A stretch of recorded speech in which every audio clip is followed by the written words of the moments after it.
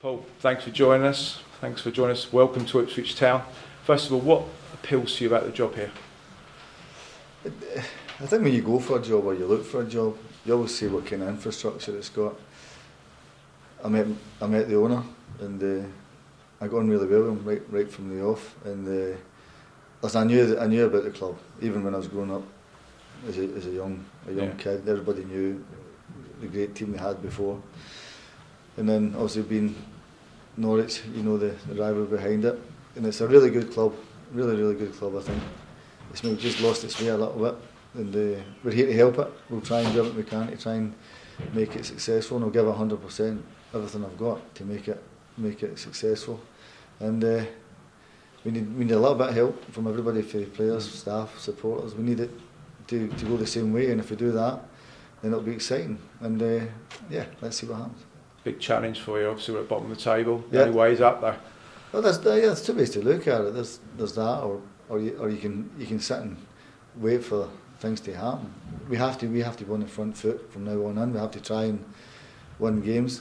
And but I'm really looking forward to it. I don't want people to judge me on past successes or failures. If you just give us a chance here, and then we get the crowd going. If we can get the crowd going, and to the supporters, you want them to come to a stadium where they forget everything negative on the outside and come to the stadium and have a really good time, and we'll try and give you something back. But we certainly need them, that's for sure. You had success in the Championship, obviously up the road in Norwich. You've also guided clubs away from relegation. How tough is this division to sort of be successful? Really tough. I mean, you've got 46 games, which is an awful lot of games, and you throw in the cup competitions, and there's a lot of good teams in it, a lot of teams with a lot of money as well. But that's not to say you don't compete with it, and you try and make a go of it. Finances don't always get you success at certain times, everybody knows, but we have to create and generate a real good spirit here with everybody. With, as I said before, supporters and players have to react to each other, and that's something we have to do. I saw the support last Saturday against Millwall. It was fantastic for a team that's sitting at the bottom, and we have to turn over that page of this is where we're going to play, and this is how we do it, and we don't hold anything back. We just go for everything we can do, and if we do that, then we'll have fun at it, that's for sure. Obviously the lads probably low on confidence. How'd you go about lifting that up?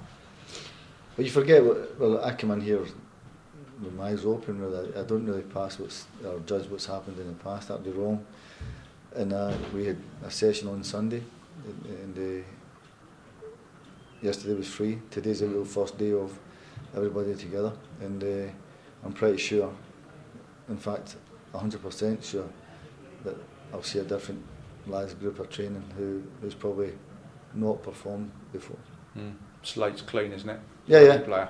Every player, yeah. I think that's the thing. It's up to lads to. You have to give me a problem. Not the other way about. You have to give me a problem to force my hand to play, but I'll try and be fair to everybody. But we have to, as a football club, it's not about an individual now, it's about a team, that we have to win games. Tell us about your backroom staff, Paul. You brought in 3 lads with you. Yeah. Stuart's been with me for a few years. Stuart was with me at Wolves and Stoke. Matt Gill, who played under me at Norwich, and had done fantastic well with the young ones there, and somebody I think is young, but he's got the makings and hungry to be really good.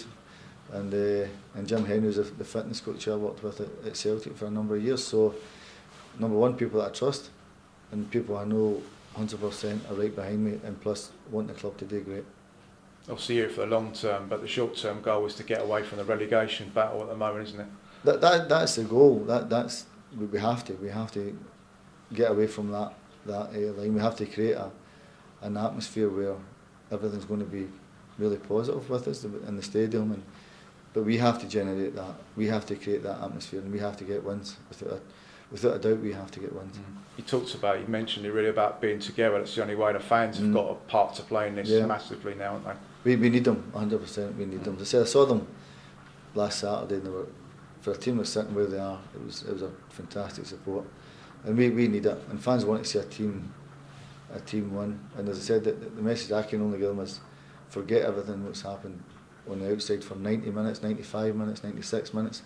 Just get right behind us and we'll try everything we can to give you something back, and hopefully that's going to happen. Do you start forming your opinions of the players you've got from an hour's time when you go out on the training field for the first time? You'll probably get a little guide of who's who, and some I know, some lads I don't know, and but I'm pretty sure I'll get it pretty quickly who can really step it up and who can want to do it. And I think that's important. As long as we have the drive from everybody, then we've got a good chance. Do you expect maybe to supplement your squad in January? I think that's well known. I think that'll be talks down the line of it, but I think it's well known that we need a little bit of help, and we'll try everything to get lads in it I think can help the current lads that are here.